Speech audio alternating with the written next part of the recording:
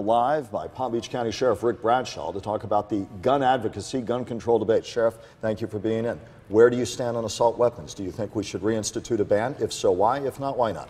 Well, I think the ban needs to be reinstituted. We don't have to reinvent the wheel here. It was a good law to start with. I think that we should reinstitute that. I mean, assault weapons are exactly what the name says. They're assault weapons. Their one intended purpose is to kill people. You don't go hunting with assault rifles. You don't go hunting with 30-round clips. So we're not talking about taking guns away from people totality, right? This needs to be thought through for gun control over the entire issue. Yes, there's a right to bear arms, just like there's a right to the First Amendment free speech, but that doesn't give you the right to yell fire in a crowded theater. You hear the argument all the time, guns don't kill people, people do, and of late we've been hearing no, people with easy access to guns kill people. You seem to be saying where it stands on assault weapons, you fall a little farther on that side of the debate. Yeah, if you look at the police officers that have been killed, the two in Dade County were killed with assault weapons. The gun of choice with gangs is assault rifles. But in fairness to the side of the argument, let's say, listen, there's so many of those out there already that we need to deal with other issues, not whether or not we put on a ban when the genie's out of the bottle. What do you say?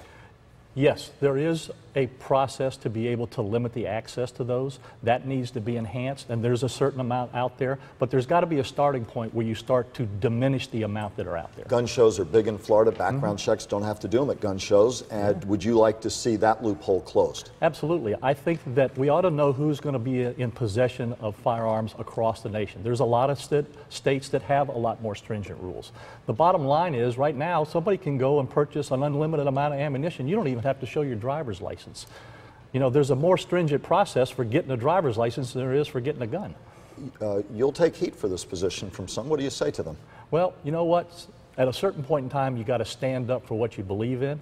I believe that this assault rifle, the assault weapons, are something that needs to be controlled more heavily than just guns in general. I'm not an advocate of reducing the amount of firearms that are out there. People have the right to protect themselves. I'm a hunter, my family was hunters. So guns in general, there's a conversation that needs to be had about that. And I'm not in favor of limiting those. On the assault rifles, I don't want to see those out there in the hands of the gangs and the people that can have unlimited capacity for shooting ammunition. And to be clear, we're talking about future sales. I've heard no lawmakers said this would apply retroactively, but to any future sales. Right, that's going forward. Like I said, we don't have to reinvent the wheel. It wasn't a problem when the ban was on before. We should have never let it expire. I know of equal, if not bigger, concern to you is the mental health crisis in this country. You see it every day. Sheriff Rick Bradshaw, you're going to join us live at 5:30 to talk about that.